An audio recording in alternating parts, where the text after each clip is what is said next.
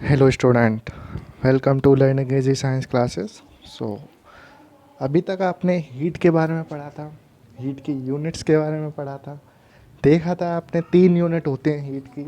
आज हम देखेंगे कि जो हीट है वो किस तरह से ट्रांसफ़र होती है। ठीक है, वो एक जगह से दूसरी जगह किस तरह से ट्रांसफ़र होती है, आज हम ये जानेंगे। तो 3 मेथड हमने बताए थे आपको, कौन कौन से बताए थे? कंडक्शन, कन्वेक्शन और रेडिएशन। तो आज हम अपना जो मोस्ट इम्पॉर्टेंट टॉपिक है वो देखेंगे, कंडक्शन। तो वीडियो को देखते रहिएगा, चैनल को सब्सक्राइब कर देना, शेयर कर देना अपने दोस्तों तक। आइए अब हम अपना टॉपिक स्टार्ट करते हैं। Heat always flow from a body at higher temperature to another body at lower temperature. आप सबको पता है, आप सब जानते हो इस बात को कि जो हीट होती है वो हमेशा से हाई टेम्परेचर से लो टेम्परेचर की तरफ मूव करती है। अगर कोई इंसान को बुखार आ रहा है तो आप उसको टच करिए तो आपको महसूस होगा कि आपका जो हाथ है वो भी गर्म हो जाएगा। इससे मैं क्या पता करता हूँ? इससे मैं ये पता करता हूँ कि जो हाई जो हीट है वो कहाँ से कहाँ बह रही है, high temperature to low temperature. In other words, दूसरी भाषा में मैं क्या बोल सकता हूँ कि जो हीट है वो हॉट बॉडी से कहाँ जा रही है, कोल्ड बॉडी की तरफ। ठीक है, the flow of heat stop when the temperature of both the bodies becomes equal. अब जो हीट का जो फ्लो है वो कब जाके बंद होगा? जब दोनों ही बॉडीज़ का टेम्परेचर सामान्य हो जाएगा, इक्वल हो जाएगा। मान लो एक बॉडी ए है, एक बॉडी बी है। एक ए बॉडी है जिसका टेम्परेचर है 50 डिग्री सेल्सियस और एक बी बॉडी है जिसका टेम्परेचर है 30 डिग्री सेल्सियस। तो अगर मैं इस ए बॉडी को टच कराऊं बी बॉडी से, तो जो हीट है वो ए से बहेगी किस में? बी में, क्योंकि ए का टेम्परेचर 50 डिग्री है और बी का 30 डिग्री है। तो वो कब तक बहना चालू होगा? जब तक दोनों बॉडीज़ का टेम्परेचर इक्वल ना हो जाए। यहाँ कि तो दोनों दोनों का ही 50-50 या दोनों का 30-30 या बीच का भी कोई टेम्परेचर हो सकता है। तो आज हम ये देखेंगे कि किस तरह से हीट ट्रांसफ़र हो रही है एक बॉडी से दूसरी बॉडी में। तो पहला मेथड क्या है हमारा? कंडक्शन। क्या है? कंडक्शन। ठीक है, देखो कंडक्शन आप पढ़ रहे हो तो कंडक्शन का मतलब होता है डायरेक्ट कांटेक्ट, यानी कि दो बॉडीज़ के बीच में बिल्कुल डायरेक्ट कांटेक्ट हो। Take a piece of stiff copper wire and hold on the flame. एक हमने फ्लेम लिया और एक कॉपर वायर लिया। कॉपर वायर को एक एंड से हमने पकड़ लिया और दूसरे एंड को हमने फायर के ऊपर रख दिया। तो आप देखोगे कि जो कॉपर वायर है बहुत जल्दी गर्म होगा, और कॉपर वायर गर्म होगा तो आपका हाथ भी गर्म हो जाएगा, क्योंकि आप हाथ जो टच कर रहे हो वो किससे कर रहे हो? कॉपर वायर से ही कर रहे हो। तो the other end of the copper wire becomes warm after some time. दूसरा एंड भी हो जाएगा। क्यों? क्योंकि हीट ट्रांसफ़र हुई कहाँ से? फ्लेम से कॉपर वायर के अंदर। आया समझ में? बहुत ही अच्छा टॉपिक है, बहुत अच्छे से समझ रहे हो, मैं भी बहुत अच्छे से समझा रहा हूँ आपको। तो आपको समझ में बिल्कुल आ जाना चाहिए। ठीक है,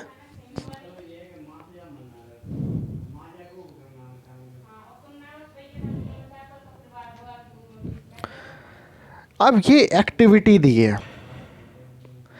एक्टिविटी दी है कि अगर एक मेटल की रॉड है, किसकी रॉड है? मेटल, यानी कि लोहे की रॉड है, और लोहे की रॉड को एक एंड से हमने कनेक्ट कर दिया, किससे? ट्राइपॉड से कनेक्ट कर दिया। दूसरे एंड को हमने किससे टच करवाया? फ्लेम से टच करवाया। तो आप देखोगे कि जो हीट है वो कहाँ से फ़्लो होगी? फ्लेम से फ़्लो होगी। और डायरेक्शन आपको दिख रही है ना, डायरेक्शन ऑफ हीट फ्लो। तो कुछ टाइम बाद जो दूसरा एंड है जो कि ट्राइपॉड से कनेक्ट है वो भी क्या हो जाएगा, गर्म हो जाएगा।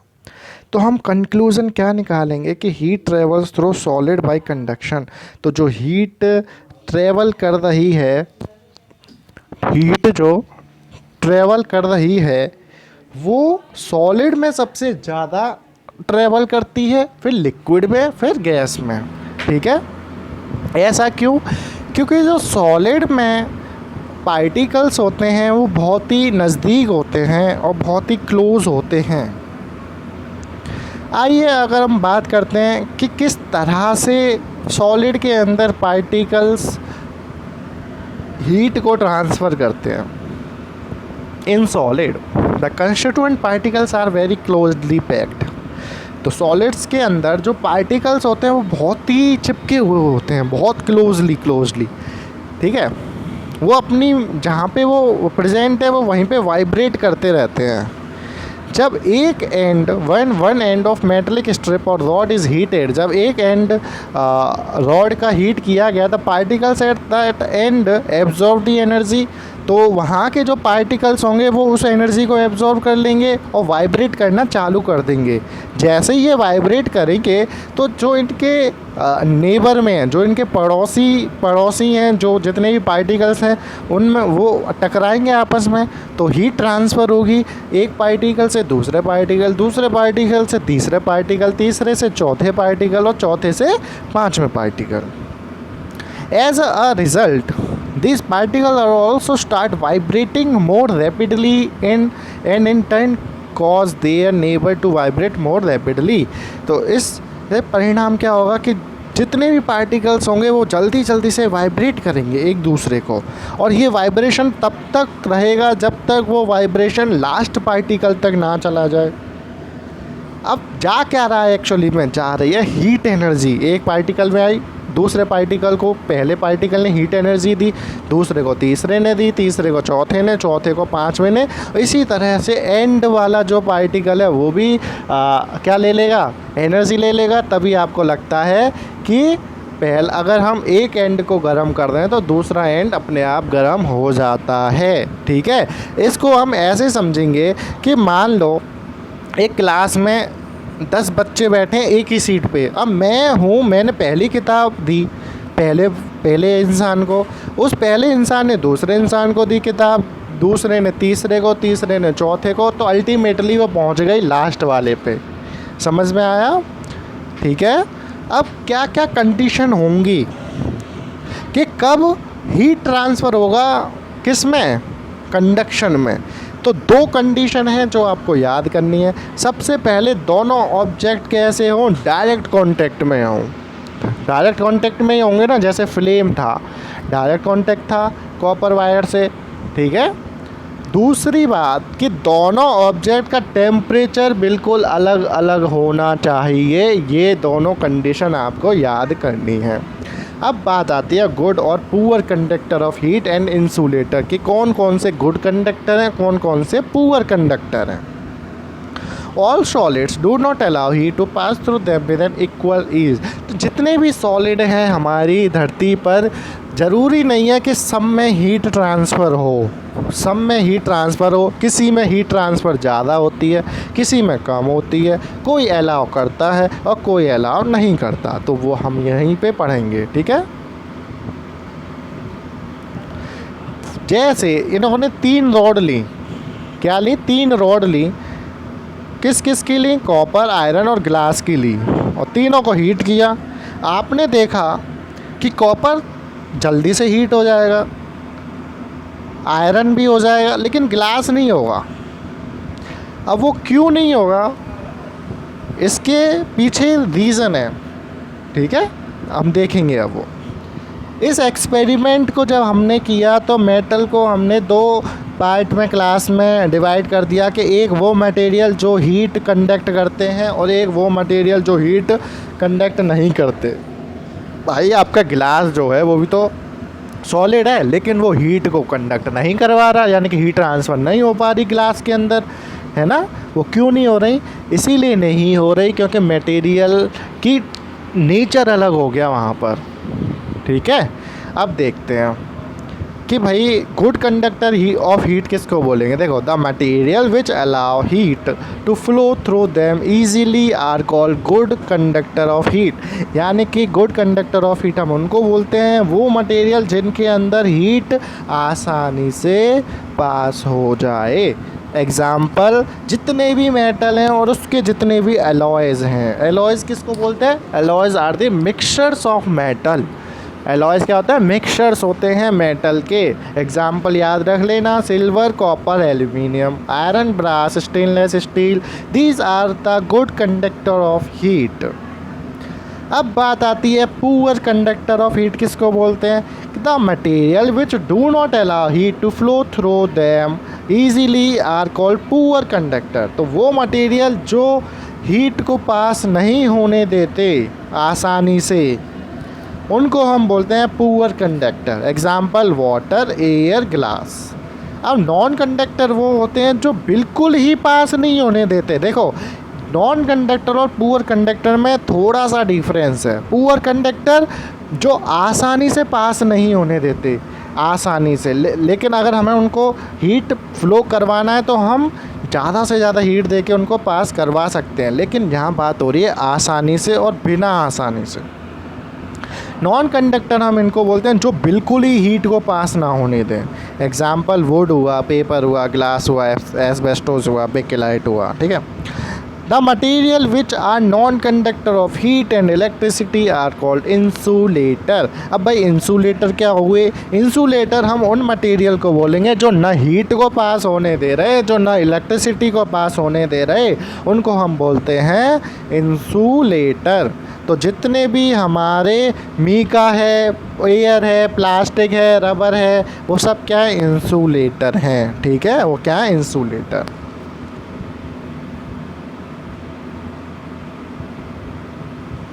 अब हम इनका यूज़ कैसे कर सकते हैं कि कोई गुड कंडक्टर है, कोई इंसुलेटर है, कोई बैड कंडक्टर है, कोई पुअर कंडक्टर है, इनका हम यूज़ कैसे कर सकते हैं? अब तक आपने देखा कि जितने भी गुड कंडक्टर हैं वो हीट एनर्जी को ट्रांसफ़र करते हैं बहुत ही फास्ट, और ऐसे मटेरियल जो नॉन कंडक्टर हैं वो हीट को ट्रांसफ़र नहीं होने देते, यानी कि वो बचते हैं। तो अब इनके ही एग्ज़ाम्पल हमें देखने हैं। देखो, पहला एग्ज़ाम्पल है, जितने भी गुड कंडक्टर ऑफ हीट हैं उनसे हम खाने के बर्तन बनाते हैं। ठीक है, जितने भी वो मटेरियल हैं जो गुड कंडक्टर ऑफ हीट हैं उनसे हम क्या बनाते हैं? कुकिंग यूटेंसिल्स, खाने के बर्तन। क्यों? क्योंकि उनमें आसानी से हीट ट्रांसफ़र हो सके। जब हीट ट्रांसफ़र होगी तो आपका खाना पक सकता है। अच्छा, जितने भी हैंडल्स बनते हैं कुकिंग यूटेंसिल्स के, वो किससे बनाए जाते हैं? इंसुलेटर से। क्यों बनाए जाते हैं? ताकि हम उनको पकड़ सकें। आप अपने घरों में भी देखते हो कि जब आप चाय बना रहे होते हो तो जो चाय की केतली है वो तो गर्म है, लेकिन जो उसका हैंडल है वो गर्म नहीं है। क्यों? क्योंकि वो इंसुलेटर से बना है और वो जो केतली है वो कंडक्टर से बनी है। आया समझ में? Non-conductor of heat such as bricks, asbestosis used in householding do not allow heat from outside to enter the house during the summer। तो जितने भी ये ब्रिक्स वगैरह हैं, शीट वगैरह हैं, इनसे हम घर बनाते हैं।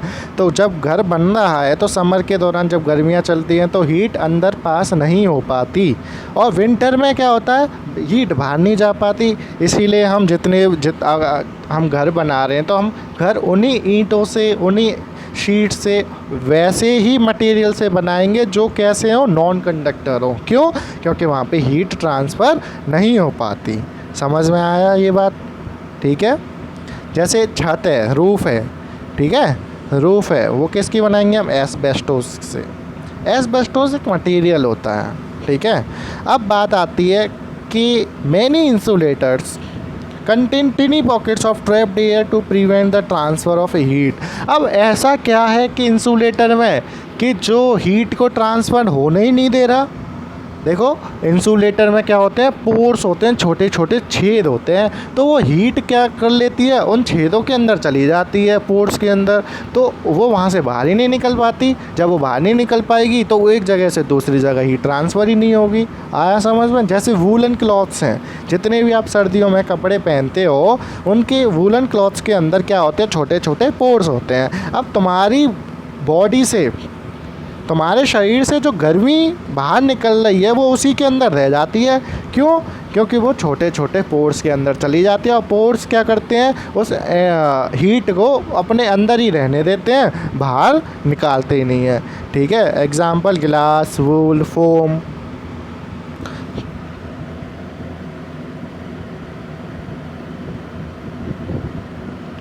अब बात आती है polyurethane foam are used in ice box. चलो ये तो हो गया, ठीक है।